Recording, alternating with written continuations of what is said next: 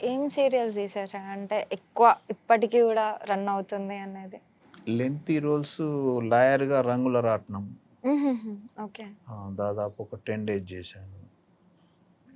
Jackie గారితోటి అట్లాంటి వాళ్ళతోని చేసి, హ్మ్. జాకీ గారితోటి హ్మ్, బ్రేక్ టైమ్‌లో సార్ ఎలా ఉంటుంది, ఏంది తెలుసుకునేటివాడిని. అంటే సినిమాకు దానికి డిఫరెన్స్ ఏంటి, ఆ! ఎట్లా ఉంటుంది, ఏంది అవన్నీ నేను కనుక్కునేటివాడిని. యాహ్! నాకన్నా సార్. చిన్న వాళ్ళను గూడా వాళ్ళని అడిగి తెలుసుకునేటివాడిని. ప్రతి ఓకే. ఒక్కళ్ళని కూడా గమనిస్తుంటా. ఇప్పుడు ఉదాహరణకు నేను మిమ్మల్ని కూడా గమనిస్తా. నేను మాట్లాడుతున్నప్పుడు మీరు ఎట్లా రెస్పాండ్ అవుతుండ్రు, ఏం చేయట్లే ఎప్పుడు నేను ఏది చెప్పినప్పుడు మీరు ఎప్పుడు బొమ్మలు ముడేసిండ్రు, ఏది చెప్పినప్పుడు నవ్వుతున్నారు, ఏది చెప్పినప్పుడు సీరియస్‌గా అయిండ్రు, ఇవన్నీ నేను చూస్తుంటా అన్నాడు. అంటే I want to learn from you. మీ నుంచి నేర్చుకుంటుంటా. నటనే కాదు, ఏదైనా నేర్చుకుంటా నేను. కనీసం అక్కడ టీ పెట్టేటవాడిని కూడా బాగా ఇట్లా అబ్జర్వ్ చేస్తుంటా. కొందరు టీ ఇట్లా పోస్తారు, కొందరు ఇక్కడి నుంచి ఈ షేప్‌లో వస్తది. అది ఎట్లా సాధ్యమైంది అని అడిగేటివాడిని. ఆ చిన్నప్పటి నుంచి ఆ ఒక ఎంథూసియాసిజం బాగుంటుండే మాకు. అదే ఇమిటేషన్ చేయడం. బదాళ్ళు పెళ్ళిళ్ళైతుంటే పోయి డాన్స్ చేసేది. మా ఫాదర్ కొట్టేది మమ్మల్ని పిలిచి. అంటే ఏదో ఒకటి చేయాలె. ఎప్పుడు బాడీని యాక్టివ్ ఇట్లా ఉంచుకోవాలనేటువంటిది. యాహ్! స్విమ్మింగ్ చేస్తే కూడా మార్నింగ్ ఎళ్తే ఆఫ్టర్‌నూన్ వరకు ఈత కొడితే మొత్తం కళ్ళు ఇట్లా చింతనిప్పులవలె అయిపోయేది. మా ఫాదర్ లేనప్పుడు అట్లా అంటే దేనిలో పోయినా డెప్త్‌గా వెళ్ళాలి. అట్లా చేయాలనేటువంటి. అంటే yeah! Sir. Every day we are a student. ప్రతి నిత్య విద్యార్థి లాగానే ఉండాలనేది మాకు చిన్నప్పటి నుంచి మేము అనుకున్నటువంటి అంశం. మా పిల్లలకు గూడా అది చెప్తా. పొద్దు రాంగానే ఇట్లా పెట్టుకొని, నేను ఇది చేసినా, అది చేసినా అంటే అయిపోయిందిరా నీ లైఫ్ అక్కడికే ఫుల్ స్టాప్ పడతది. ఎప్పుడు జర్నీ చేస్తూనే ఉండాలి. పేజీస్ టర్న్‌గా అయితుండాలి. 10 పేజీల నుంచి 100 పేజీలు, 1000 పేజీల పుస్తకం కావాలి నీది. జర్నీ చేస్తుండాలని చెప్తుంటాను. యాహ్! చాలా బాగా చెప్పారు సార్. అండ్ మీకు అంటే యాస్ ఎ మూవీస్‌లో అనిపిచ్చిందా? అంటే సీరియల్స్‌లో వాచింది అంటే డిఫరెన్స్ ఏంటి? మూవీసే బాగుంటాయి. హుహుహు. మూవీసు, సీరియల్స్ ఇప్పుడు చూస్తున్నారు సీరియల్సు. మూవీస్ ఏందంటే తొందరగా మనం తెలిసిపోతాం. హ్మ్. హ్మ్. మూవీలో చేయగానే ఇంకో మూవీ పిలుస్తాడు. సీరియల్‌లో నీకు రొటేట్ అయితూ ఉంటాయి అవి. ఓన్లీ ప్యాడింగ్ ఆర్టిస్ట్‌లకున్న ప్రియారిటీ మనకుండదు. ఓకే. హుహుహు. ప్రాంప్టింగ్ ఇస్తుంటారు. మనం దాన్ని చెప్తుంటాం. సో, నువ్వు పెద్దగా దాన్ని అది యూజ్ చేసినావా లేదా అని ఉండదు. ఓకే. ఆహ్, ఒకటి 'అత్తారింటికి దారేదిలో' రావు రమేష్ గారికి హార్ట్ అటాక్ వచ్చే సీన్ ఉంటది ఆ! గదా! ఆ!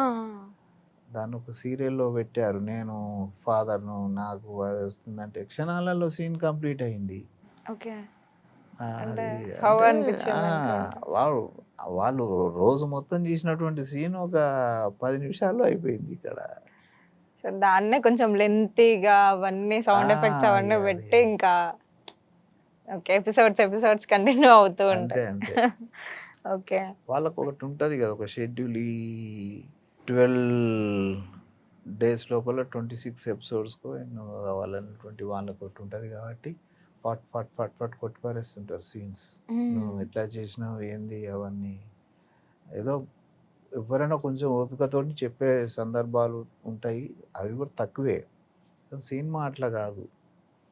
ఏదైనా గూడా రాజమౌళి గారు లాంటి వాళ్ళు గానీ, వాళ్ళు ఒక సీన్‌ను 10 సార్లు, 20 సార్లు గూడా చేయించేటువంటి సందర్భాలు నేను విన్నాను. యాహ్! ఇంకా ఆయన ఎగ్జాక్ట్ డీటెయిలింగ్ రావాలి అక్కడ. Perfection important. సూది మనం మోపినంత మిస్టేక్ గూడా ఉండకుండా చూడాలనేటువంటిది వాళ్ళకుంటది. యాహ్! అట్లా అయితేనే ఇవాళ రేపు ప్రతి ఒక్క ఆడియన్ గూడా వాని లోపల ఒక డైరెక్షన్ సెన్స్ ఉంటున్నది.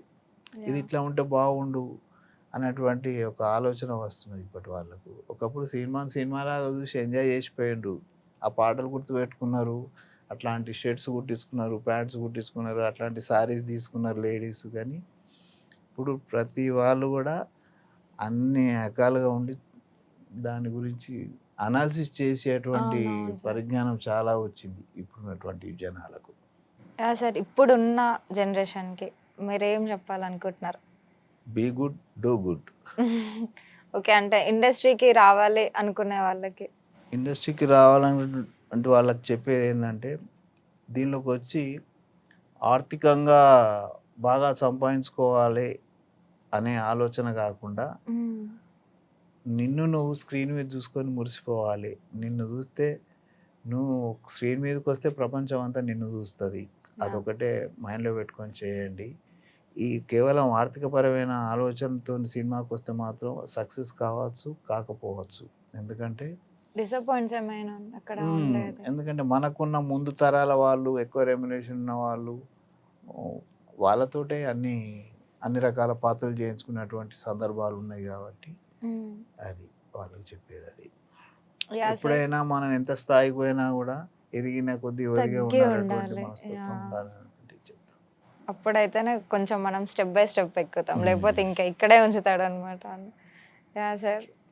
మిమ్మల్ని చూస్తే ఒక మంచి అంటే మీరు చెప్పే మాటలు ఎంత ఇన్స్పిరేషన్‌గా ఉన్నాయి సార్. బట్ మీ నుంచెల్లి ఒక విలన్ డైలాగ్ మా కోసం. నేను విలన్‌గా చేస్తే మరీ కళ్ళు బొమ్మలు లేపి చెప్పే డైలాగ్ కాకుండా కూల్‌గానే చెప్తాను. యాహ్! ఒరేయ్ సూరి, చిన్ననాటి నుంచి చూస్తున్నా నిన్ను.